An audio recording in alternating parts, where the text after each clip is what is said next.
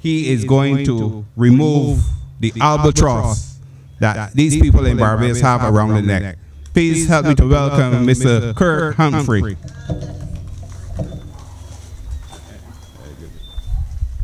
Good night, Christchurch West. Good night. It is really my pleasure to be here this evening to lend some support to my comrade and my colleague, but above all, my friend, William Duguid. And I do not say William is my friend as politicians say everybody is their friend, but William really is my friend. And I've known him now for a very, very, very long time. See what I mean? I've known him for a very long time. And we actually traveled together on party business when he was an MP and I was just a supporter of the party. And the way that William interacted with me and the way he treated me, the deference shown to me and the respect I will carry in my heart for a long time, because that is the way an MP should treat people. And so I am very thankful for this opportunity to be on the same team as you know, William. It really is my pleasure. And beyond that, to be able to share a border with you.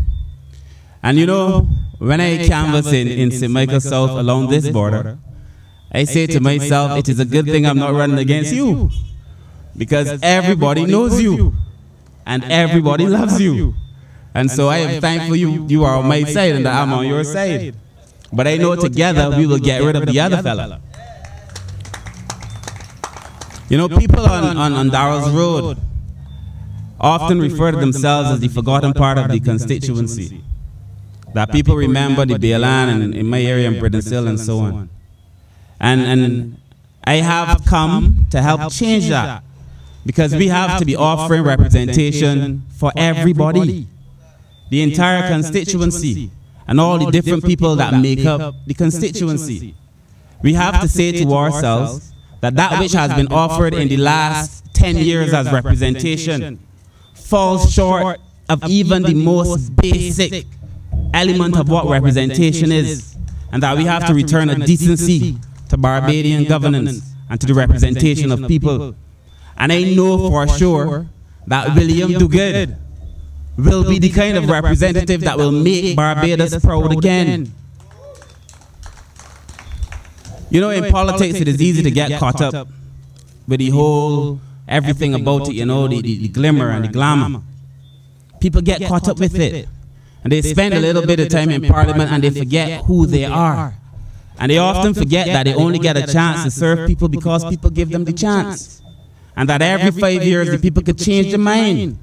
And we treat people in Barbados today in ways that you should never be treating people. And every time I have the opportunity to speak, whether it is here in Christchurch West with my friend William or in my own constituency or any constituency, I will remind people that Barbadians deserve to be treated better. And that there has never been an administration in Barbados, never one, on either side, that has been so callous, that has treated people with this level of contempt. This is something new. It is an ugly thing that we must get from the face of Barbadian politics. So why are we here? And at the end of the day, why do we do this? I mean, who do we mentor? What is it that we expect to get out of this? Now, there are some who intend to raid the entire treasury. Maybe that's what they intend to get out of it. But there are those of us who have come to public life to serve. And that we have to serve the people. And Barbadians now are experiencing a level of discomfort hitherto unknown in Barbados. A level of disregard hitherto unknown in Barbados. Everything, the things that should be up are down. The things that should be left are right. The things that should be right are left. Nothing is working. Barbados now falling in almost every international indicator of development in the last 10 years. And how has this happened? And how have we, as a people, allowed it to happen? Now, Barbadians are very decent people. I will give us that, for sure. And the reason that Barbados has developed to the extent that Barbados has developed is because Barbadians are the kind of people that will take and take if they trust their leadership to act on their behalf. They will take And they will allow Barbados to advance slowly because they carry the brunt of the weight. But they expect at the end of the day, having given their faith to those who they chose to lead them, that they will in turn get some return from it. But you cannot ask people to carry the burden of a country for 10 years with no light whatsoever at the end of the tunnel. As a matter of fact, there seems to be more tunnel at the end of the light. And there is no reason why we should continue with this bunch for another 10 years, for another 5 years, for another month. As a matter of fact, elections do all now. Call the elections and let the people choose who it is that they want to be handling their affairs. And if at the end of the day, Barbadians decide that they want to give this side another 5 years, then that is the electorate's choice. But give them the opportunity to choose. February 21st will now be 10 years. 10 years. Elections, people are talking about we started an election campaign early. How does it get early? Elections are due, really and truly, next month. Well, this month, this is February. And in the history of Barbados, prime ministers call elections normally 5 years before the date of the last election. So this is not early. Elections are due. And we are canvassing because we know the people need help. And we want to help the people. This is not about me. It is not about William Duguid. It is not about me and Motley. It's not about the 30 of us. It is about Barbados, man. It is about Barbadians. This cannot obtain. It is nothing that we are used to. It really isn't. And we watch Barbados fall from grace every single day, falling further and further. Like our foreign reserves, falling further and further. And I don't think Barbadians fully comprehend what it means to be spending foreign reserves at the rate at which we are now spending foreign reserves. I don't think Barbadians fully understand. To have a country that has no foreign reserves and at the rate at which we are going, that's a possibility. It is something that would have been impossible in the governance of Barbados many years ago. To go to a point now where you only have just over 4 weeks, 5 weeks foreign reserves is unheard of. You know, the government could print as much money as it wants to pay public servants because they're not raising money. They don't know how to do it. They don't know how to run a country. So they could print as much money as they want, but every time they print money, that is debt for you. Somebody has to pay. The printing of money is debt. So every time they say they printed money, they're borrowing money. And somebody has to pay. You think they're going to pay? You think that the politicians, how many on the Democratic Party say 16? You think they're paying it? At the end of the day, the buck stops with the poor man. And poor people will feel the brunt of it. And it really has to stop. So when you cannot generate foreign exchange, what does that mean? It means that if you want to buy anything, a pencil, a pen, anything on the international market, that you do not have the resources to buy it. Because you could print Barbados dollars, but you cannot buy anything on the international market in Barbados dollars. You have to earn that. You have to raise foreign currency.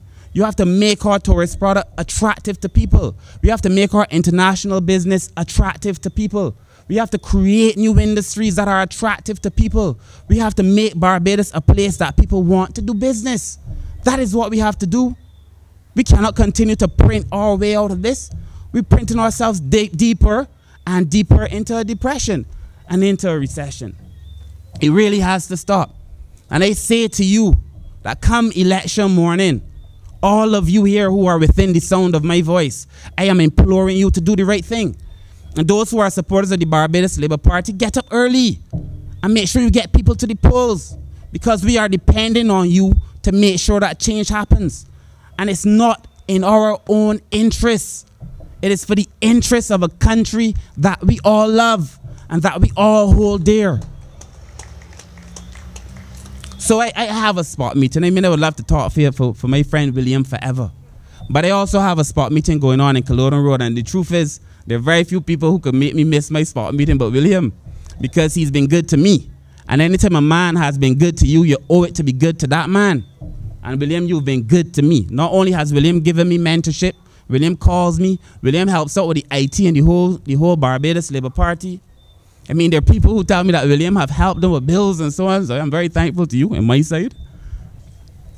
Because you've been good to my people too. And I want to praise you publicly, William, for the kind of candidate that you are and the kind of campaign that you are running. And I know the people have been calling in Christchurch West for you. And I am very glad to see that you've come back home. So in closing, we don't have much of a choice. Barbados does not have much of a choice. I'm not making a political speech because I'm a member of the Labour Party. I'm making a speech for Barbados because I'm a Barbadian. And at the end of the day, we are not torn between two goods. We are not torn between two evils either. It is almost as if we are now torn between good and evil, right and wrong, what has to be done and what has to be left behind. Barbados deserves much better than we are giving Barbados now. So get up early election morning. Go and knock on them doors. Make sure you know the names of the people you have to carry to the polls. Make sure you know the number that will make sure that William wins by a landslide. And get them all to the polls. Because we need William do good. Barbados needs William do good. The Barbados Labour Party needs William do good. Mia Motley cannot do it on her own. And we know Mia is above and beyond when it comes to talented, but she needs people too. So I'm asking you to do all you can do to make sure that Mr. Dr. Dogood gets home at the end of the day. And to send a message to Christchurch West for anybody who dares to come that this constituency is fully behind a good man in William Dogood. So have a good night and God bless you. Thank you very much.